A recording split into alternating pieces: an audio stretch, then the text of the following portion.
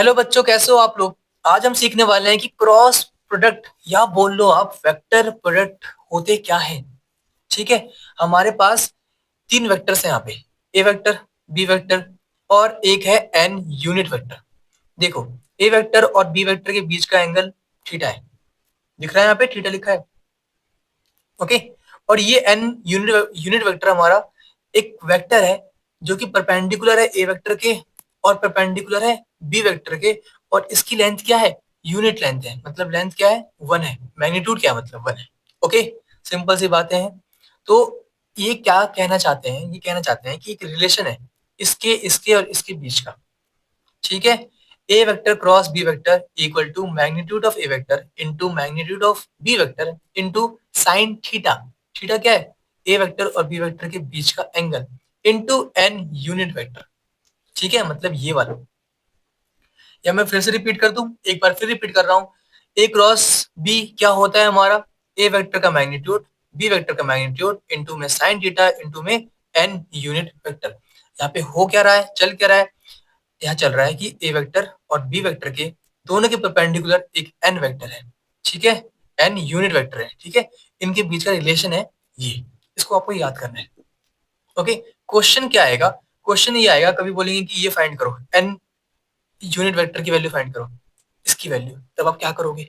तब आप इसकी वैल्यू निकालोगे। ये मल्टीप्लाई में है इसके, तो ये डिवाइड में जाएगा, तो इसकी वैल्यू मिल जाएगी। हम क्वेश्चंस करने वाले हैं, तो अभी फिलहाल आप सिर्फ फॉर्मूले नोट करो और समझने की कोशिश करो जो मैं समझा रहा हूँ। बाकी मैं बाद में फिर रिपीट करूंगा जब मैं क्वेश्चंस करवा रहा हूँ। ओके। इसके अलावा अगर मैं पूछूं, बताओ इसका मैग्नीट्यूड क्या होगा? ए वेक्टर क्रॉस बी वेक्टर का मैग्नीट्यूड की वैल्यू क्या आएगी? मतलब कहने का ये है कि ए वेक्टर क्रॉस बी वेक्टर सबको पता है क्या होता है ना? सबको पता है ये वाली बात तो, कि हाँ इसके इक्वल होता है। अगर मैं बोलूँ इसका मैग्नीट्यूड किसके इक्वल होगा, बताओ। तो मैग्नीट्यूड निकालते कैसे हम? इस साइड क्या है हमारे पास? Magnitude of A vector, B vector, sine theta, n unit vector. ठीक है, का मैग्नीट्यूड। ठीक है, मैंने इधर मैग्नीट्यूड लगाया है, इसमें मैग्नीट्यूड लगाया है, तो मैंने इसके ऊपर भी पूरे पे मैग्नीट्यूड लगा दिया। ठीक है। फिर उसके बाद मैं सेपरेट कर रहा हूँ। ए वेक्टर का मैग्नीट्यूड तो यही आ जाएगा, बी वेक्टर का मैग्नीट्यूड का फिर मैग्नीट्यूड तो यही आ जाएगा। ठीक है, मैग्नीट्यूड का मैग्नीट्यूड निकालने पे वही वेक्टर आता है, वही आता है, मतलब सिंपल सी बात। समझ रहे हो? जैसे कि ए वेक्टर का मैग्नीट्यूड है, उसका मैं फिर मैग्नीट्यूड निकाल दूं, कोई फर्क नहीं पड़ता, ए वेक्टर का मैग्नीट्यूड ही आएगा। ठीक। अच्छा, यहाँ पे और क्या है? Magnitude of sine theta. Sine theta तो एक कोई ना कोई वैल्यू ही तो होगी, मानते हो इस बात को? तो यहाँ पे मैग्नीट्यूड लगा हो या ना लगा हो एक ही बात है। फिर इनटू में magnitude of n unit cap, unit vector. और हम जानते हैं ये यूनिट वेक्टर है। अगर ये यूनिट वेक्टर है तो उसका मैग्नीट्यूड क्या होगा? वन होगा। तो ये क्या आ चुका है? ए वेक्टर का मैग्नीट्यूड, बी वेक्टर का मैग्नीट्यूड। ये तो लेंथ ही होती है, एक मैग्नीट्यूड ऑलरेडी है ये। तो ये क्या आएगा? बस सिर्फ साइन थीटा इंटू में वन। लिखो या मत लिखो एक ही बात है। तो ये ऐसे फॉर्मूला आ चुका है। ठीक है, आपको ये बात समझ में आ चुकी होगी। बाकी इस फॉर्मूले को नोट कर लो, ये काम आएगा इन फ्यूचर। ठीक है, क्योंकि हमें पता चल गया कि ये जो था वो कहाँ गया, वो गायब क्यों हो गया, क्योंकि इसका मैग्नीट्यूड वन होता है, इसलिए यहाँ पे इसमें नहीं है। ओके। इसके अलावा A vector cross A vector की वैल्यू जीरो होती है। क्यों जीरो होती है? क्योंकि इनके बीच का एंगल क्या होगा? अगर सेम वेक्टर है एंगल जीरो होता है। और अगर मैं जीरो पुट करूंगा इस फॉर्मूले के अंदर, ठीक है, तो साइन जीरो क्या होता है? जीरो होता है। मेरे कहने का मतलब समझो मैं क्या बोलना चाहता हूँ।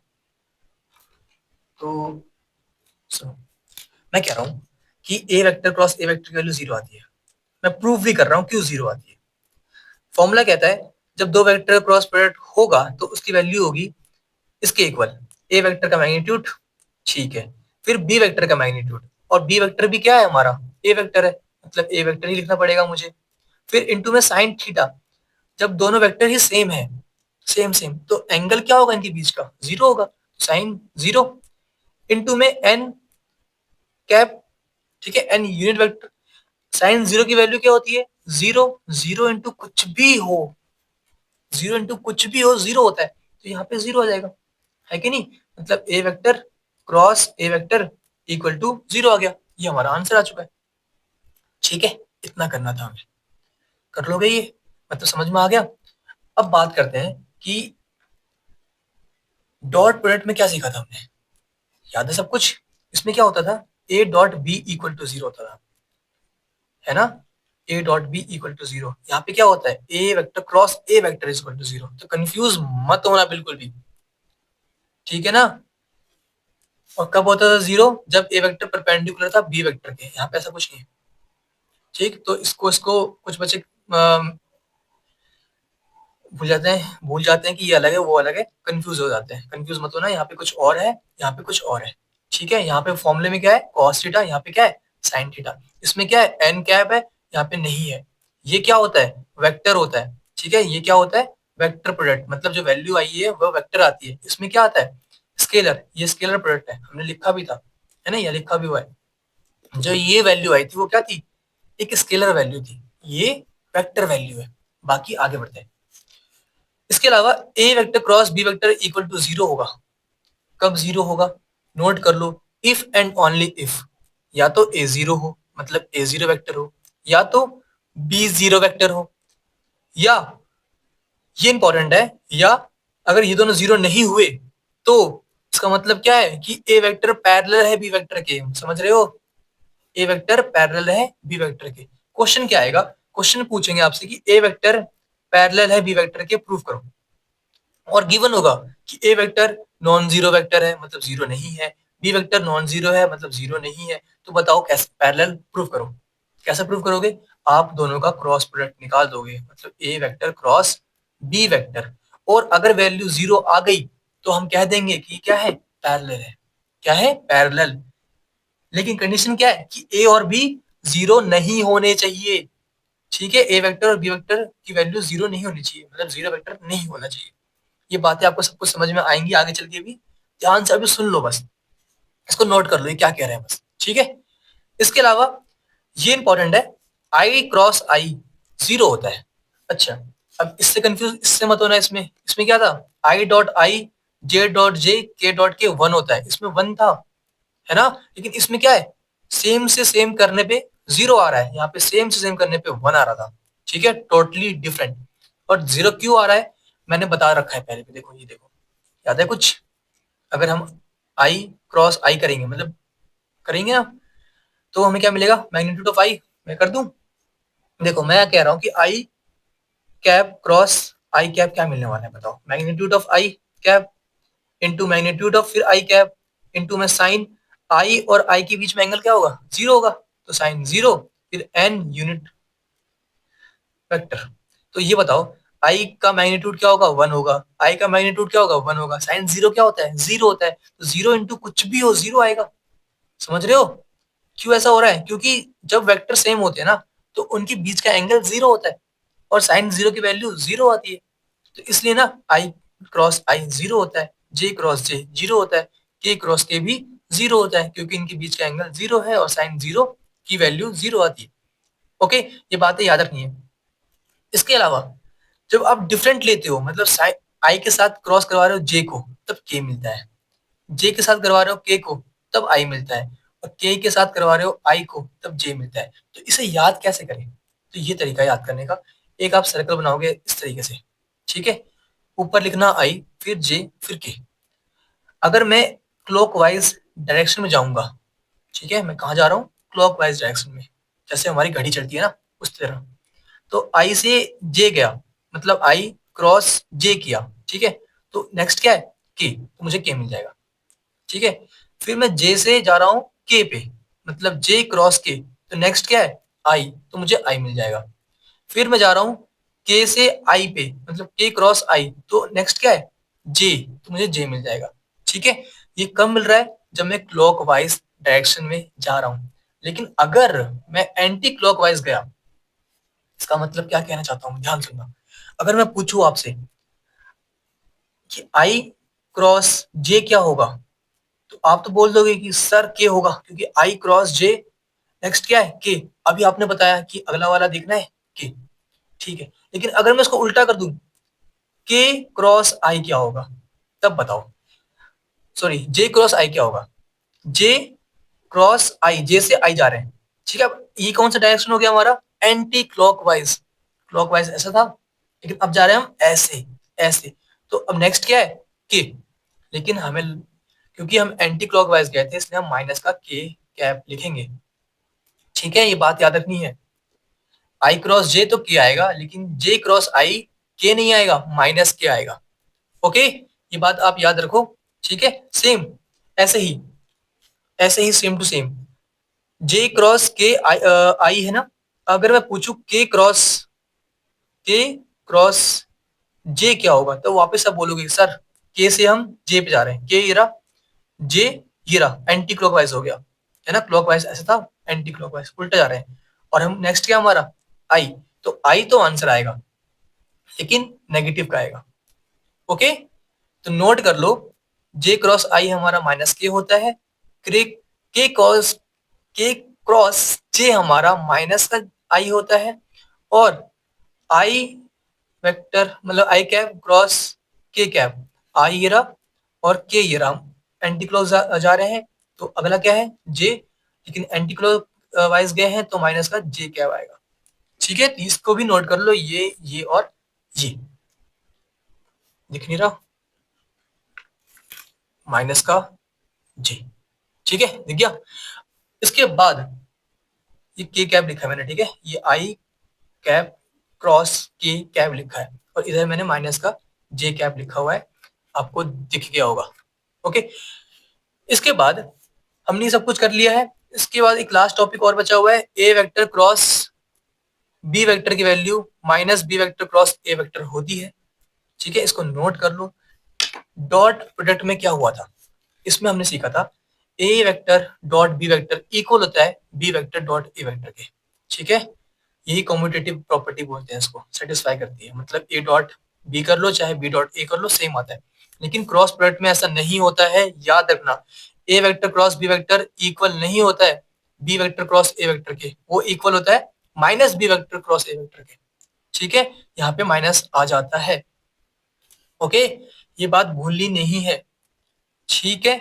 ओके, अब आगे बढ़ते हैं और हम क्वेश्चन करेंगे ये वाला। इससे पहले मैं कुछ बातें, एक बात और बता दूं, बस एक लास्ट बात है।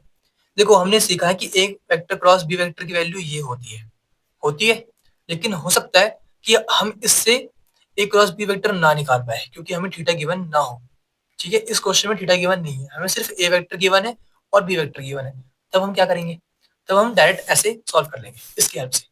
अब ये क्या है, देखो, अगर ए वेक्टर हमारे पास कुछ गिवन है, मतलब A I cap plus B one J cap plus C one K cap, ठीक है, और बी वेक्टर गिवन है हमारे पास A two I cap plus B two J cap plus C two K cap, तब हमें एक क्रॉस बी की वैल्यू क्या मिलेगी, आपको डिटरमिनेंट निकालना है। क्या निकालना है, डिटरमिनेंट, जो आपने चैप्टर 4 में पढ़ रखा है, कैसे निकालते हैं।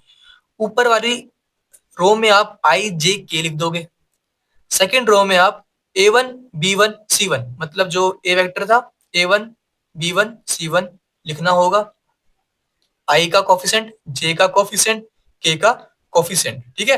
फिर नेक्स्ट रो में आपको बी वेक्टर के कोफिशिएंट लिखने हैं आई जे के, आई का कोफिशिएंट ए टू है, जे का बी टू है, सी का के टू है, और आपको सिर्फ डिटरमिनेंट निकालना है और आंसर मिल जाएगा। तो मैं निकाल रहा हूँ डिटरमिनेंट, और मैच करते हैं आंसर सही आ रहा है कि नहीं आ रहा आपका, आप खुद निकाल लो, ए क्रॉस बी निकालना है हमें, ठीक है। तो क्या फॉर्मूले ने बताया हमें, इसने बताया आपको कि क्या करना है, पहले तो आपको एक डिटरमिनेंट बनाना है, फर्स्ट रो में आपको आई जे और के लिखना है, सेकेंड रो में ए वेक्टर जो है हमारे पास उसके कोफिशिएंट लिखने हैं आई जे के। आई का कोफिशिएंट क्या है, कुछ नहीं है, मतलब वन है, यहाँ पे वन आएगा। जे के साथ में क्या है, -7, मतलब माइनस का 7 आएगा। के साथ में क्या है 7, तो 7 आएगा। फिर इसके बाद A two B two C two, मतलब बी वेक्टर का कोफिशिएंट जो कि क्या क्या है 3 है, जे का माइनस का 2 है, और के का कोफिशिएंट 2 है। तो अब इसकी वैल्यू फाइंड कर लो। तो यहाँ पे क्या लिखूंगा मैं, आई कैप -7 इंटू टू, माइनस का 14, फिर -7 इंटू में -2, मतलब माइनस का 14, माइनस माइनस का 14, मतलब प्लस का 14 आ जाएगा, ठीक है। -14 माइनस -14, उसके बाद साइन माइनस लगता है, सबको बातें पता होगी। फिर हमें जे कैब लिखना है और अंदर में 1 इंटू में 2, 2 माइनस 7 इंटू में 3, 21। ओके, फिर प्लस का के कैब और यहाँ पे 1 इंटू में -2 मतलब माइनस का 2, फिर माइनस -7 इंटू 3 -21 और एक माइनस यहाँ पे ऑलरेडी है तो माइनस माइनस प्लस हो गया प्लस का 21। तो वैल्यू क्या आ रही है हमारे पास बताओ? -14 + 14 0 है ना, 0 आ गया, 0 आई कैप। फिर -2 माइनस 21 मतलब माइनस का 19, -19 एक बाहर भी माइनस है तो -19 इंटू माइनस प्लस का 19 आएगा मतलब 19 जे कैप। फिर -2 + 21 मतलब प्लस का 19 तो प्लस का 19 के कैप। ये हमारा आंसर आ चुका है, बस हमें इतना ही करना था। ठीक है, तो हमने क्या निकाला है? हमने वेक्टर तो निकाल लिया, मतलब ए क्रॉस बी निकाल लिया है ना। ए क्रॉस बी क्या आया? ए वेक्टर आ चुका है। लेकिन फाइंड हमें ये नहीं करना था, सिर्फ हमें फाइंड करना है इसका मैग्नीट्यूड। देखो हमने अभी क्या निकाला है? हमने अभी निकाला है A vector cross B vector जो कि ये रहा। ठीक है, लेकिन हमें क्या फाइंड करना है? इसका मैग्नीट्यूड। तो मैग्नीट्यूड कैसे निकालोगे? पता है कैसे निकालते हैं? सबने सीख रखा है मैग्नीट्यूड निकालना। कोई ऐसा है जो भूल चुका हो तो मैं रिपीट कर दूं। ऐसे निकलता है, बस आपको रूट के अंदर एक्स का स्क्वायर, वाई का स्क्वायर और जेड का स्क्वायर लिखना होता है। एक्स वाई जेड क्या होते हैं? आई का कोफिशिएंट, जे का कोफिशिएंट, के का कोफिशिएंट। ठीक है, तो मतलब करना क्या है हमें? हमें यहाँ पे रूट के अंदर आई के साथ में क्या है? 0, 0 का स्क्वायर लिखना है। कोई फायदा नहीं है लिखने का, 0 का स्क्वायर 0 होता है। जे का कोफिशिएंट 19 है, 19 का स्क्वायर। ठीक है, फिर के का कोफिशिएंट 19 है मतलब 19 का स्क्वायर। ठीक, तो इसकी वैल्यू क्या आने वाली बताओ? यहाँ पे मैं लिख सकता हूँ 19, तो इसकी वैल्यू 19, 19 मतलब 2 टाइम्स 19, 2 टाइम्स 19 का स्क्वायर। ओके, 2 टाइम्स 19 का स्क्वायर मतलब 19 बाहर आ गया और √2 बच गया अंदर। ये हमारा आंसर आ गया। जिनको ये समझ में ना आया हो मैं बता दूं, मैंने यहाँ पे क्या किया है, कुछ बहुत बड़ा काम तो नहीं किया है, डायरेक्ट लिख दिया। लेकिन अगर आपको समझ में ना आया हो तो एक काम कर लो, अब 19 का स्क्वायर ना कॉमन ले लो रूट के अंदर। ठीक है, कॉमन ले लिया तो यहाँ पे क्या बचेगा? 1, और यहाँ पे भी कॉमन पूरा आ चुका है 1, तो 1 + 1 2 हो गया। ये क्या आ चुका है? 2√19 का स्क्वायर। ठीक है, 1 + 1 2, क्योंकि इस पे स्क्वायर था ये बाहर आ गया और √2 बच गया। ठीक है, ऐसे कर लो। ये आपको मन कर रहा है मैं वैसे करूँ तो 19 का स्क्वायर की वैल्यू पता ही है आपको, इसकी वैल्यू भी पता है, ऐड कर लो फिर रूट निकाल लो, आपको आंसर यही मिल जाएगा। ठीक है, बस इतना ही करना था। ओके।